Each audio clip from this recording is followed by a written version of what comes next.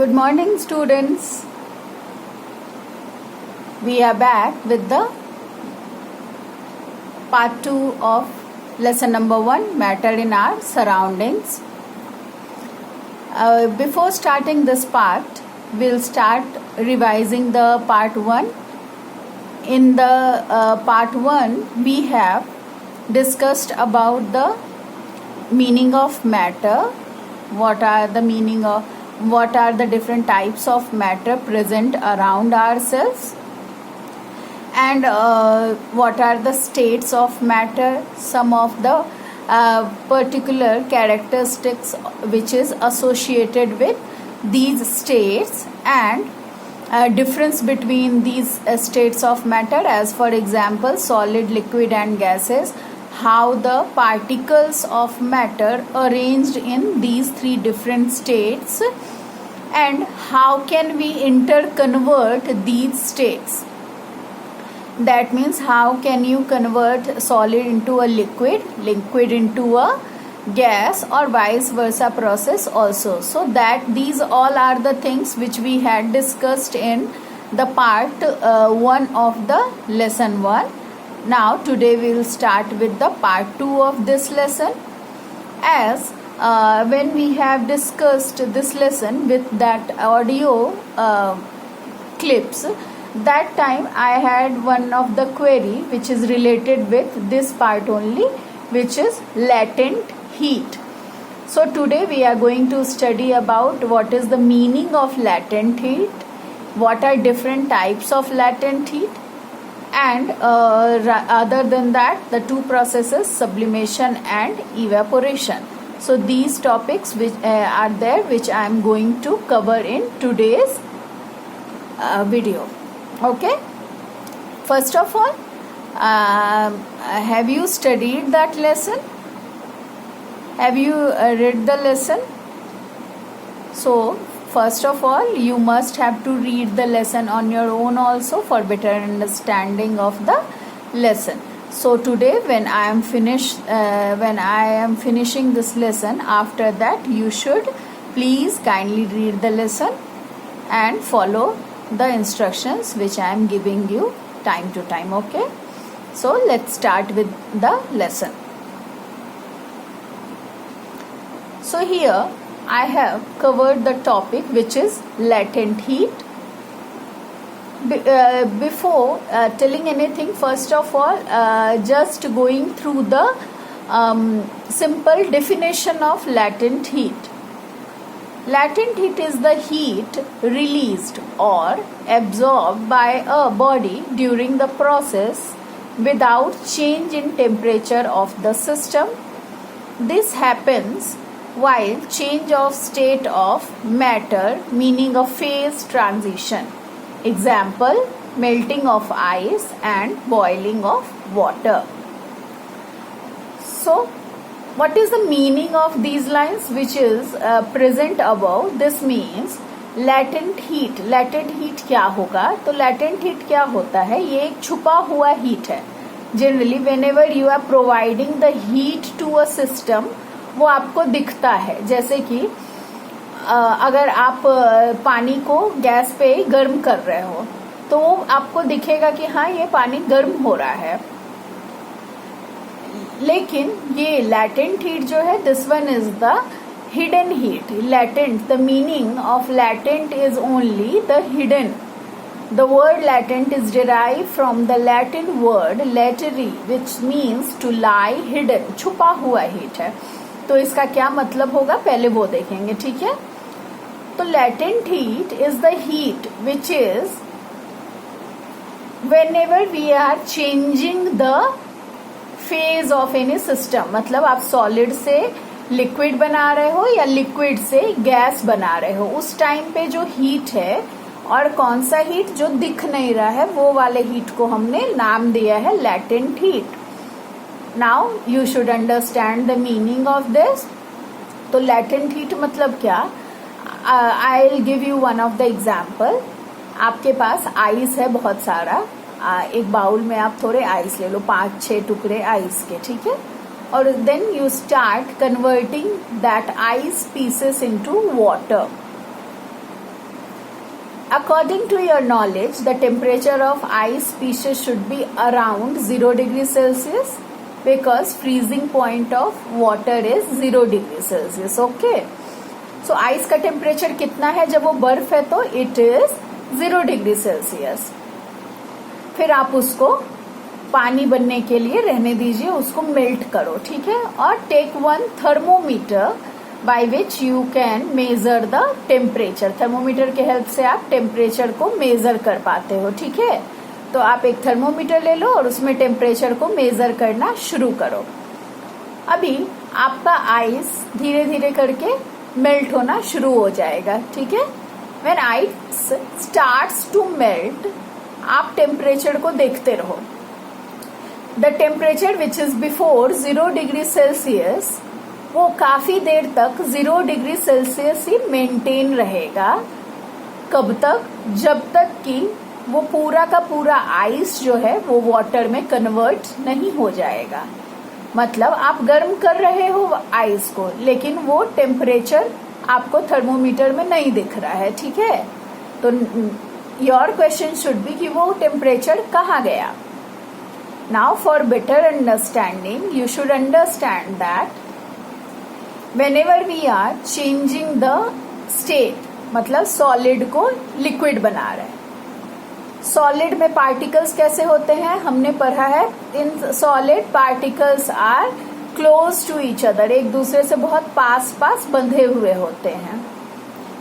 अभी अगर सॉलिड को लिक्विड में कन्वर्ट होना है तो उसके लिए क्या होना होगा, उसको अपने सॉलिड स्टेट को रहने छोड़ के लिक्विड स्टेट में कन्वर्ट होना होगा. लिक्विड में पार्टिकल्स कैसे होते हैं, वो एक दूसरे से दूर दूर होते हैं. सो सॉलिड को लिक्विड बनना है, इसके लिए क्या करना पड़ेगा, पार्टिकल्स को एक दूसरे से दूर होना पड़ेगा. And for that purpose particles require energy. Particles को, सॉलिड के पार्टिकल्स जो एक दूसरे से बहुत पास पास है, उनको वाटर में कन्वर्ट होने के लिए एनर्जी चाहिए होगी. वो एनर्जी कहाँ से आ रही है उनके पास? The heat which we are providing here, this is the heat which is required, which is used by that substance while changing its state from solid to liquid. और इसीलिए ये हीट जो है हमें दिखती नहीं है और हम इसको क्या नाम देते हैं, latent heat. So here written, the particles of solid and liquid are bonded together with great force of attraction, because of which a matter exists in a particular state. Solid के particles काफी पास पास होते हैं, liquid के उनसे थोड़े दूर होते हैं, और गैस के पार्टिकल्स एक दूसरे से काफी दूर होते हैं. When we supply heat to a solid or liquid, the heat is supplied without come in notice, is used to break the force of attraction between particles, and this heat is not used to increase the kinetic energy of particles. Since kinetic energy of particles do not increase, we do not see any rise in the temperature of the system. तो आप जब तक ice आपका liquid में change हो रहा है, तब तक आपने जो भी हीट दी है, वो हीट पूरा का पूरा हीट कहाँ यूज्ड अप हो रहा है? That heat is used up in the breaking down the force of attraction. किसके बीच का फोर्स ऑफ अट्रैक्शन? वो जो पार्टिकल्स है मैटर के, जो सॉलिड फेज में एक दूसरे के पास पास हैं, उनके बीच के फोर्स को तोड़ने के लिए वो जो टेम्परेचर है वो यूज होता है. That's why this heat is not shown in the thermometer, and that heat is known as latent heat. Heat is used in these processes without rise in temperature is known as latent heat. The latent heat is used in change of states of matter, such from solid to liquid or from liquid to gas without rising in temperature.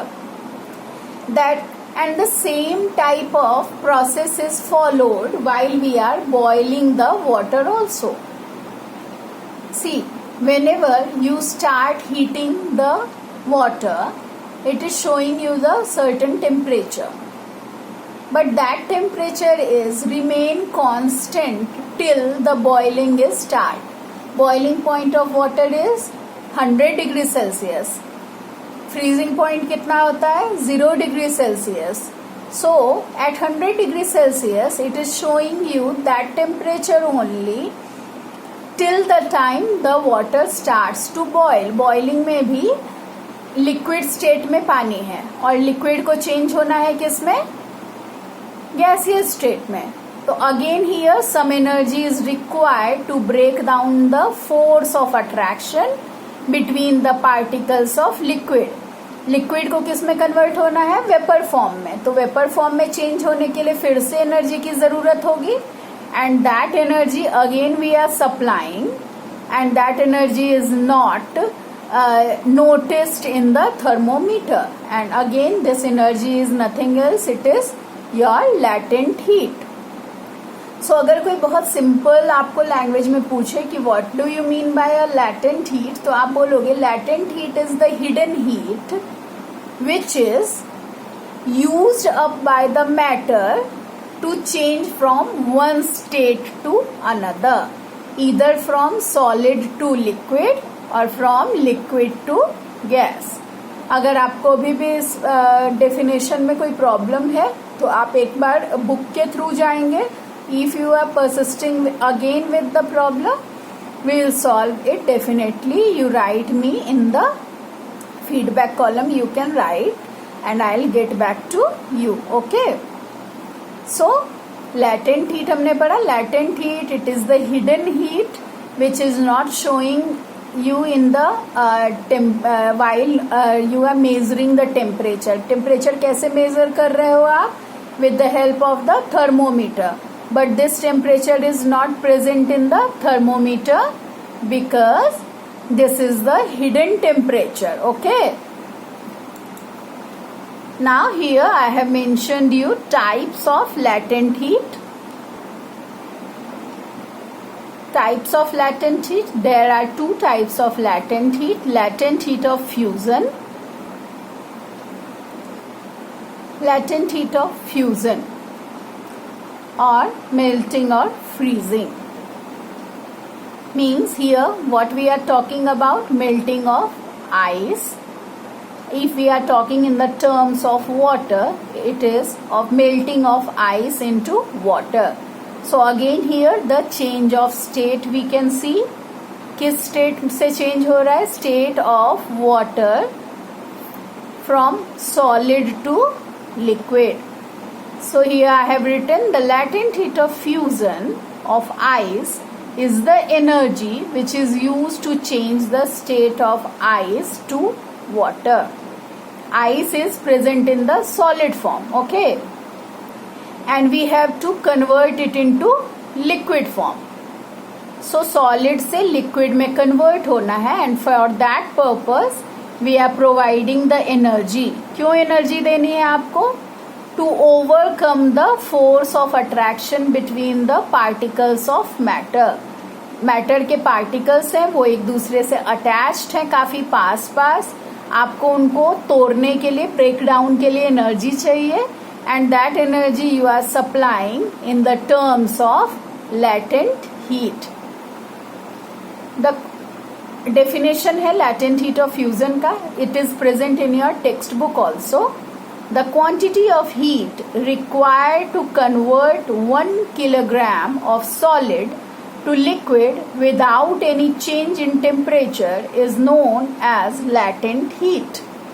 Here it is not in for the ice only, it is for any matter. कोई भी matter कितना लेना है आपको, it is 1 kg. So how much energy you have to supply to break down is the latent heat of that matter. ये ice के लिए कुछ अलग हो सकता है, अगर आप आयन लोहा लोगे तो उसके लिए कुछ अलग हो सकता है. So latent heat is again different for different types of matters. So quantity of heat required to convert 1 kilogram of solid to liquid without any change in temperature is called latent heat of fusion. The heat required is measured in the terms of joules. Joule is the unit in which we are measuring the heat. Here also we are supplying heat, so that heat should be measured in the terms of joule here. क्या बोला हमने यहाँ पे, क्या है meaning latent heat of fusion का? अगर simple language में मैं बोलूँ तो अगर आइस के लिए एग्जाम्पल लेते हैं तो 1 kg आइस को वाटर बनाने के लिए कितने हीट की जरूरत होगी? That particular amount of heat is called as latent heat of fusion. Moving to the next type, it is latent heat of vaporization. So we are talking about latent heat of vaporization. As its name suggests only, it is from liquid to gas. पहला वाला क्या था? latent heat of fusion. This is from solid to liquid. अभी क्या conversion है? liquid to gas. When liquid changes into gas because of rise in temperature, the heat required changing the state without rising in temperature is called the latent heat of vaporization. Again here आपको क्या करना है? 1 kg of water, if we are taking the example in the term of water, 1 kg of water and you have to convert it into vapor. Water को आपको vapour में convert करना है. So the amount of heat which is required here is called as latent heat of vaporization. Both the definitions are present in the textbook also, and there in the textbook they have shown it with the activity. 22.5 multiply 10 raise 5 joule energy is required to convert 1 kilogram of water into vapor. This is the latent heat of vaporization. किसके लिए? ये water के लिए है. अगर water की जगह तुमने किसी सब्सटेंस को चेंज किया तो ये चेंज हो जाएगा. Different liquid have different latent heat of vaporization. जैसे अलग अलग सॉलिड के लिए अलग अलग लैटेंट हीट ऑफ फ्यूजन होगा, वैसे ही अलग अलग लिक्विड के लिए अलग अलग लैटेंट हीट ऑफ वेपराइजेशन होगा. तो here we have studied about meaning of latent heat. Latent heat क्या था? Latent heat is the hidden heat which is required by a substance to change from one state to another. एक state से दूसरे state में जाने के लिए जो हीट लग रही है उसी हीट का नाम हमने क्या दिया था? latent heat of vaporization और latent heat of fusion. Fusion किसके लिए था? सॉलिड से लिक्विड में कन्वर्ट होने के लिए जो हीट लगेगा उसको हम बोलेंगे लैटेंट हीट ऑफ फ्यूजन, और लिक्विड को गैस में कन्वर्ट होने के लिए जो हीट लगेगा उसको बोलेंगे latent heat of vaporization. So these two are the types of latent heat. Both the definitions are present in the textbook also. You read that portion from the textbook also, so you get more clarity about it.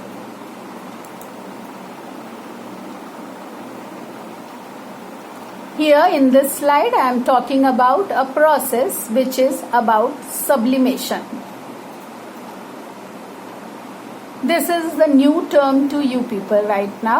So sublimation is what? Generally how the states are changed. First the solid is changes into liquid and liquids are converted into gas. This is the natural thing which is taking place. अगर ice को आप बाहर रख दोगे fridge से बाहर निकाल के तो आइस कन्वर्ट हो जाएगा लिक्विड में, और फिर उस लिक्विड को आप और गर्म होने के लिए रहने देंगे तो ये कन्वर्ट हो जाएगा आपका गैस में. This is the general process which is followed. Changing of first of all what happen? solid changes into liquid and liquids converted into gas. This one is the simple phenomena which is taking place. But here we are talking about sublimation, the process in which a solid changes into a vapor without changing into liquid, and from vapor changes into solid without changing into liquid, is known as sublimation. कैसे होगा? कोई solid substance होगा और वो directly gas बन जाएगा, वो बीच में लिक्विड नहीं बनेगा. और गैस जो है वो डायरेक्टली सॉलिड में कन्वर्ट हो जाएगा, वो लिक्विड नहीं बनेगा. So this is called as sublimation. Have you ever seen this process? Yes, it is the process which we can see at our home also. Have you seen that Kapoor की छोटी छोटी गोलियां होती हैं वाइट कलर की, जिसको पूजा में जलाया जाता है, आरती के टाइम पे उसको यूज करते हैं. सो कपूर के साथ ऐसा होता है, अगर आप कपूर को रखोगे तो कपूर जो है वो अपने आप से गैस में कन्वर्ट हो जाएगा. अगर कपूर आपने जिस डब्बे में रखा है, अगर उसको आप पैक नहीं रखोगे, टाइटली पैक नहीं रखोगे, तो it will attain some heat from the environment and it is changes directly into the gas.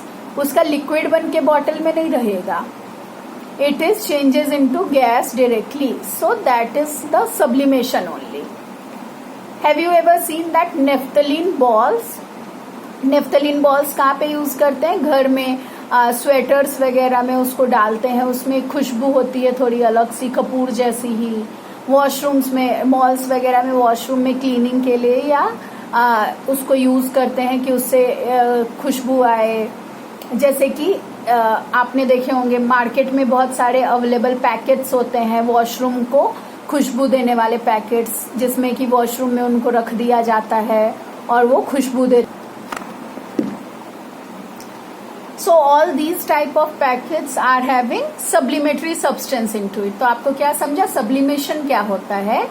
Change of solid directly into gas without going through the liquid phase, and change of gas directly into solid without going through the liquid phase. मतलब general meaning क्या है? दोनों में liquid phase नहीं आएगा, ये directly solid से gas में कन्वर्ट हो जाएंगे और गैस जो है डायरेक्टली सॉलिड में कन्वर्ट हो जाएगा, लिक्विड फेज नहीं आएगा. Generally here I have written also, generally solids first changes into liquids and then changes into gas because of rise in temperature. For example, camphor, naphthalene balls, ammonium chloride, iodine and dry ice. These are the substances which is sublimatory in the nature. Here I have mentioned a name, ammonium chloride. It is the chemical NH4Cl. Okay. Iodine is the element and dry ice. अब आपको जानना होगा कि dry ice क्या होता है. सो dry ice is nothing else, it is solid carbon dioxide. Solid carbon dioxide gas को हम ड्राई आइस बोलते हैं.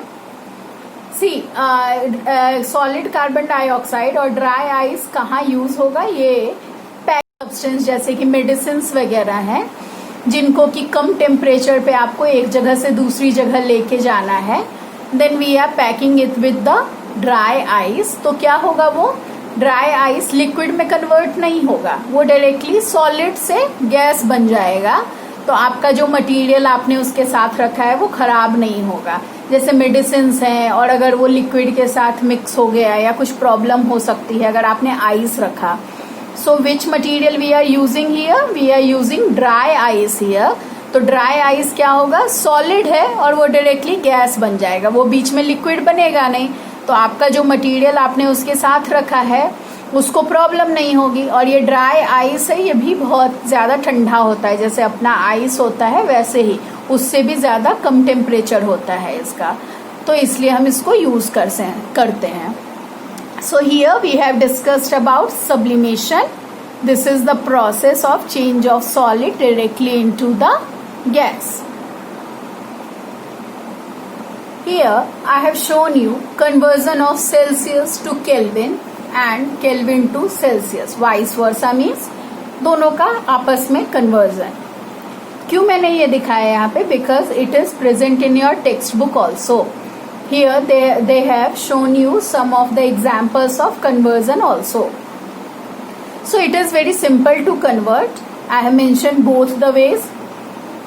To convert the temperature from Kelvin to Celsius scale, the temperature, whatever temperature is in Kelvin, मान लो अगर 500 Kelvin है, you have to just minus 273 from there.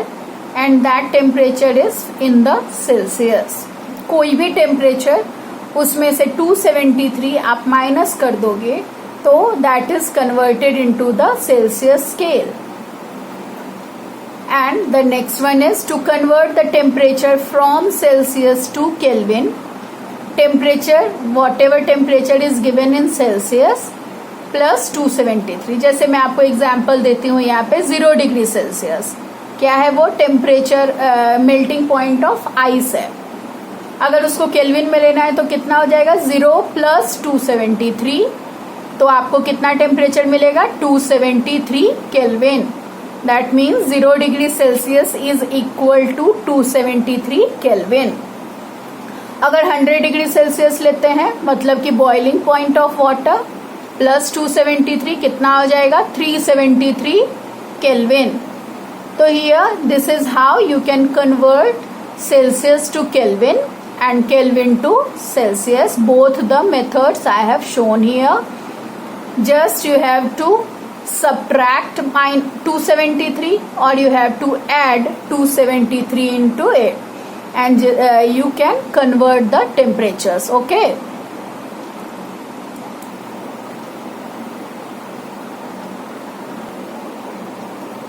Here we are talking about the next process. It is evaporation. First of all, evaporation क्या, the change of liquid into vapor without reaching at its boiling point is called evaporation.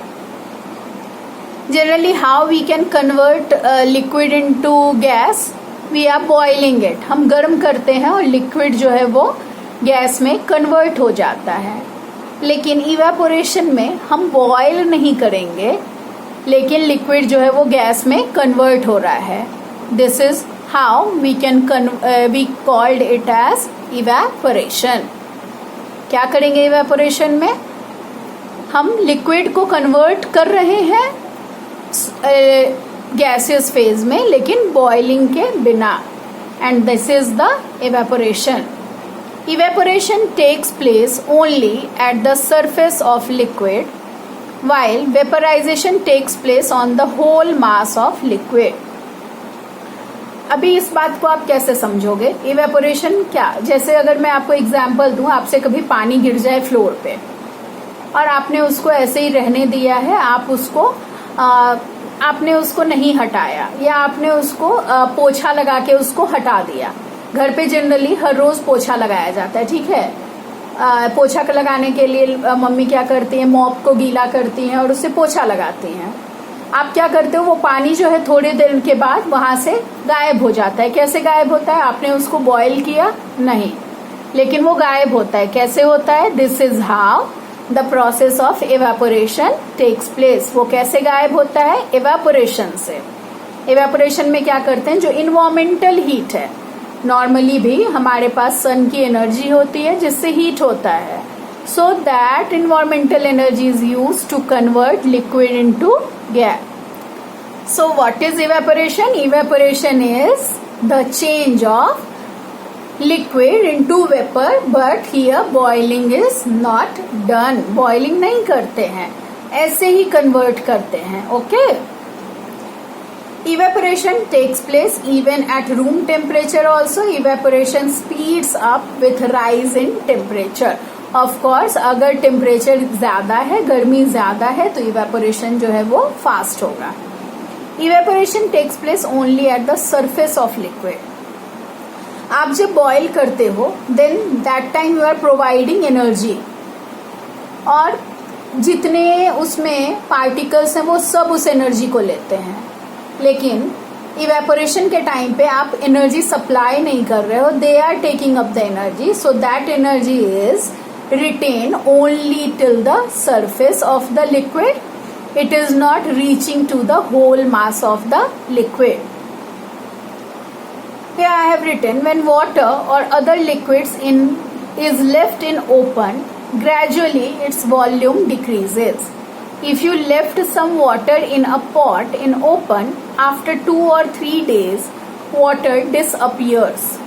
If the water left in garden or in a open balcony, it disappears quickly when then kept in a room. This happens because of evaporation. आप पेड़ पौधों को पानी देते हो, ठीक है, कभी ज्यादा पानी दे दिया, लेकिन ऐसा नहीं होता है कि आप उस पानी को फिर हटाने के लिए उसको बॉईल करके हटा रहे हो. ड्यू टू इन्वायरमेंटल हीट वो पानी जो है अपने आप से इवेपोरेट हो जाता है. तो this is how the evaporation takes place. आपको गर्म नहीं करना है, इन्वायरमेंटल हीट को लेके वो गर्म होता है और अपने आप से इवेपोरेट हो जाता है. So this is how evaporation takes place. अगर आपके पास किसी खुले बर्तन में आपने पानी रखा है, आप देखोगे कि 2-3 दिन के बाद वो पानी अपने आप से गायब हो जा रहा है. So these all processes are only due to evaporation. Here I have mentioned 5 of the factors which is affecting the evaporation. Evaporation धीरे होगा, फास्ट होगा, ये दोनों चीजें फास्ट या स्लो होगा, ये डिपेंड करता है इन फैक्टर्स पे. So listed factors are here: temperature, pressure, surface area, humidity in air and wind speed. These 5 are the factors which are affecting the rate of evaporation. Rate of evaporation means evaporation fast हो रहा है या slow हो रहा है, वो depend करेगा कि ये factors कैसे काम कर रहे हैं. Okay, so moving to the, we are going through these factors one by one. See, in your textbook it is not mentioned very deeply about the evaporation, but I am going through the deep latent heat they have also given in the shortcut form. So I have discussed it in the lengthy form only, because of your clarity. So you can note down these points here also just by taking the screenshot of these, and you can be taken that. So first factor which we are going to discuss here is temperature. Evaporation increases with increase in temperature and decreases with decrease in temperature. This means rate of evaporation is directly proportional to the temperature. By the time you are aware of that term directly proportional, साथ के साथ अगर कोई चीज बढ़ रही है, that means directly proportional. आप कम कर रहे हो तो कम होगी, ज्यादा कर रहे हो तो ज्यादा होगा, that means it is the term directly proportional here. So evaporation temperature बढ़ाने से इंक्रीज होगा और घटाने से वो डिक्रीज होगा. अगर गर्मी ज्यादा है, आपने पानी गिरा भी दिया है, तो वो पानी जल्दी से सूख जाएगा because of the high temperature. लेकिन अगर टेम्परेचर कम है, सर्दी का समय है या बारिश हो रही है और आपने पानी गिरा के रख दिया है घर पे, तो उस पानी को सूखने के लिए टाइम लगेगा. This is the simple phenomena. अगर आपको गर्मी का सीजन है, आपको अपने पौधों को, गार्डन में अगर पौधे हैं या गमले में आपने लगाए हैं, उनको पानी ज्यादा देना पड़ता है. कई बार अगर गर्मी बहुत ज्यादा है तो आपको सुबह और शाम दोनों टाइम पानी देना पड़ता है. लेकिन अगर वो ठंड का सीजन है या बारिश है तो आपको 2 दिन पे एक बार पानी दिया तो भी वो आपके पौधों के लिए इनफ होता है. Here I have mentioned, with increase in temperature, the particles of liquid at surface get required energy, kinetic energy, to overcome the force of attraction and escape in air quickly. अभी तक तुम्हें ये knowledge हो गया है कि एक phase से, मतलब अगर लिक्विड है तो गैस में कन्वर्ट होने के लिए उसको एनर्जी चाहिए होती है, और वो एनर्जी आप यहाँ पे कहाँ से दे रहे हो, इन्वायरमेंटल हीट है. तो ऑफ कोर्स अगर इन्वायरमेंटल हीट ज्यादा है तो वो जल्दी से कन्वर्ट हो जाएगा, अगर इन्वायरमेंटल हीट कम है तो उसको टाइम लगेगा. ठीक है. Hence the increase in temperature increases the rate of evaporation. अगर टेम्परेचर आप बढ़ाओगे तो इवेपोरेशन जो है वो फास्ट होता है. The next one is pressure. Evaporation decreases with increase in pressure and increases with decrease in pressure. This means the rate of evaporation is indirectly proportional to the pressure. Pressure मतलब क्या है? यहाँ पे आप force लगा रहे हो किसी मॉलिक्यूल पे. तो यहाँ अगर लिक्विड के पार्टिकल्स हैं और आपने पार्टिकल्स को एक जगह जमा करके उस पर फोर्स लगाना शुरू किया तो क्या होगा, वो जल्दी से कन्वर्ट नहीं होगा गैसियस फॉर्म में। Here it is indirectly proportional. अगर आपने फोर्स को इंक्रीज किया तो इवेपोरेशन डिक्रीज होगा, और अगर आपने फोर्स को डिक्रीज किया तो इवेपोरेशन इंक्रीज होगा। टेम्परेचर से उल्टा है। टेम्परेचर में आप टेम्परेचर बढ़ा रहे हो तो इवेपोरेशन भी तेज होगा, अगर टेम्परेचर घटा रहे हो तो इवेपोरेशन भी स्लो होता है। The next one is surface area. Evaporation increases with increase in surface area and decreases with decrease in surface area. Again here it is directly proportional, है ना। कैसे कर रहे हो आप? सरफेस एरिया मतलब क्या, आपने पानी को गिराया है, ठीक है, अगर उसी पानी को आप फैला दोगे, ठीक है, थोड़ी दूर तक। पोछा में क्या करते हैं, पोछा लगाते हैं मम्मी क्या करती है, पानी लगा के मॉप को और बहुत बड़े सरफेस एरिया में, आपका रूम है उसमें पूरे सरफेस एरिया में पानी को फैलाते हैं। वो पानी थोड़ी देर बाद ऑटोमेटिकली सूख जाता है ना। और जल्दी सुखाने के लिए आप क्या करते हो, आप फैन चला देते हो उसके साथ। अगर गर्मी का सीजन है तो वो बहुत जल्दी ही सूख जाता है, अगर बारिश का सीजन है तो उसको सूखने के लिए आपको टाइम लगता है। सो सरफेस एरिया अगर आप बढ़ा दोगे तो आपका जो लिक्विड है वो जल्दी इवेपोरेट हो जाएगा। Since evaporation takes place at the surface of the liquid only, hence if the more surface of liquid is exposed to atmosphere, more particles will receive the required temperature. अभी मैंने आपको क्या बताया कि इवेपोरेशन जो है सरफेस फेनोमेना है, liquids के सरफेस पे होता है, अंदर तक जाके वो लिक्विड के मॉलिक्यूल्स को नहीं ढूंढ रहा है। So it is on the surface only. So अगर आप लिक्विड को फैला दे रहे हो तो ज्यादा से ज्यादा लिक्विड के पार्टिकल्स जो है हीट को गेन करेंगे, और जितना वो हीट को गेन करेंगे वो उतनी ही जल्दी लिक्विड से गैस में कन्वर्ट हो जाते हैं। Evaporation takes place more rapidly with large surface area. अगर आपको पानी गिरा हुआ है उसको जल्दी सुखाना है तो आप क्या करोगे, उसको अगर फैला दोगे तो वो थोड़ा जल्दी सूख जाएगा। ये फेनोमेना कहाँ काम आता है इवेपोरेशन का, ऐसे सरफेस एरिया बढ़ा के। खाना गर्म है और आपने उसको बाउल में रखा है तो वो ठंडा होने के लिए ज्यादा टाइम लगेगा। Sometimes you must have seen कि लोग चाय को प्लेट में सॉसर में डाल के पी लेते हैं। क्यों ऐसा करते हैं, ठंडा करने के लिए, जल्दी ठंडा करने के लिए। तो क्या करना होता है वहां पे, जल्दी ठंडा करने के लिए लोग क्या करते हैं, उसको सॉसर में डालते हैं। सॉसर में डालने से क्या होता है, सरफेस एरिया, कप में है तो सरफेस एरिया कम है, सॉसर में है तो सरफेस एरिया इंक्रीज हो गया।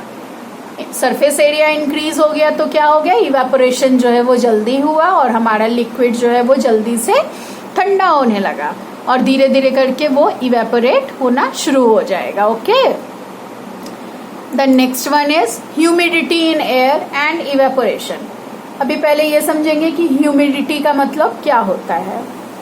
As per your knowledge, water molecules are present in the air. Air में हमेशा वाटर मॉलिक्यूल्स होते हैं, आपने डाला हो नहीं डाला हो, लेकिन water molecules are present in the air. Air में अगर आप एयर का देखोगे कि एयर में क्या क्या चीजें हैं, तो ऑक्सीजन है, नाइट्रोजन है, कार्बन डाइऑक्साइड गैस है, उसके साथ वाटर वेपर भी होता है। तो how much amount of water vapour is present in air, that is your humidity. Humidity weather के साथ साथ चेंज होता है। अगर गर्म है, गर्मी का सीजन है तो ह्यूमिडिटी जो है वो कम होती है। अगर बारिश का सीजन है तो ऑफ कोर्स ह्यूमिडिटी ज्यादा होगी, है ना। बारिश के सीजन में ज्यादा अमाउंट ऑफ वाटर मॉलिक्यूल जो है एयर में रहेंगे। ह्यूमिडिटी मतलब मैं क्या बता रही हूँ, आप कभी टेम्परेचर देखो, आपके आजकल के फोन्स में सब में टेम्परेचर और ह्यूमिडिटी इन सब का कॉलम होता है, तो अगर आप देखोगे तो आपको पता चलेगा, you can note down the humidity also. Humidity increase हो सकती है, डिक्रीज हो सकती है, it depends on the weather conditions. जगह पे भी ह्यूमिडिटी का मतलब है, जैसे कि अगर जो जगह समुद्र से पास है, जैसे कि मुंबई, वहाँ के पानी एयर में ह्यूमिडिटी जो है ज्यादा होती है। क्योंकि वहां पे समुद्र है, इसीलिए वाटर वेपर्स का नंबर जो है वो ज्यादा होता है। सो अगर ह्यूमिडिटी ज्यादा है तो इवेपोरेशन धीरे होगा, अगर ह्यूमिडिटी कम है तो इवेपोरेशन फास्ट होगा। Again here it is indirectly proportional, दोनों एक दूसरे से इनडायरेक्टली प्रोपोर्शनल है ना। क्यों? क्योंकि पहले से पानी में आपको प्रेजेंट है वाटर वेपर और आपको वाटर वेपर को चेंज करना है ना। आपको पानी को ही चेंज करना है वेपर में, और ऑलरेडी पानी में आपके एयर में वाटर वेपर्स ज्यादा हैं। So these are the some of the things which I have listed here, which is affecting the rate of evaporation. So today's topic I have stopped here. So what we have covered today, we have covered the topic of latent heat. That means it is the hidden heat which is required by a substance while changing from one state to another. Solid से liquid होने के लिए जो heat चाहिए या liquid से gas बनने के लिए जो हीट चाहिए, उसको ही हमने क्या नाम दिया है? Latent heat. यहाँ पे this one is the hidden heat, and we have covered about the topics of latent heat of fusion, latent heat of vaporization, and about sublimation. Sublimation क्या था? सॉलिड का डायरेक्टली गैस में conversion without going through the liquid state, that is your sublimation. We have some of the examples of sublimentary substance also, like naphthalene balls, dry ice, iodine, camphor, Kapoor जो होता है वो, ये सारे आपके सब्लिमेटरी substance थे। इन सबको हमने एग्जाम्पल्स लिया। सब्लिमेशन का मतलब बताया कि डायरेक्टली सॉलिड से गैस में कन्वर्ट होना, या आपके गैस का डायरेक्टली सॉलिड में कन्वर्ट हो जाना सब्लिमेशन होता है। Then we have discussed about evaporation. Evaporation क्या था? लिक्विड का वेपर में चेंज होना, but without going through the boiling. गर्म नहीं करेंगे हम, इन्वायरमेंटल हीट से लिक्विड जो है वो गैस में कन्वर्ट होगा, that is this is called as evaporation. We have discussed about some of the factors which is affecting evaporation, as for example temperature, pressure, surface area, humidity. These are some, and wind speed also. These are some of the things which we have listed here as the factors which is affecting the rate of evaporation. Evaporation fast हो रहा है या slow हो रहा है, ये चीजें इन पे डिपेंड करती हैं। विंड स्पीड भी उसमें है। अगर आपने फैन को ऑन कर दिया तो आपका पानी जल्दी से सूख जाएगा, और अगर आपने फैन को ऑफ रखा है तो आपके पानी को सूखने के लिए टाइम लगता है। ठीक है। So this is how we have covered this lesson. You read the lesson properly, mark all the required point which is in between the lesson, note down these points and definitions in your notebook of your own. We have discussed it about in the interactive session also कि हमें क्या क्या करना है, कैसे study करनी है। I have given you the notes of this lesson already in the month of April only, so you complete the lesson properly and keep studying on, because you need to study. You are in 9th standard by the time. Bye. Stay healthy, happy at your home. Take care of your family members also, your siblings, your sisters, brothers also, your grandparents also. Stay happy and healthy and relaxed at your home. Bye. We'll meet very soon in the next video of mine.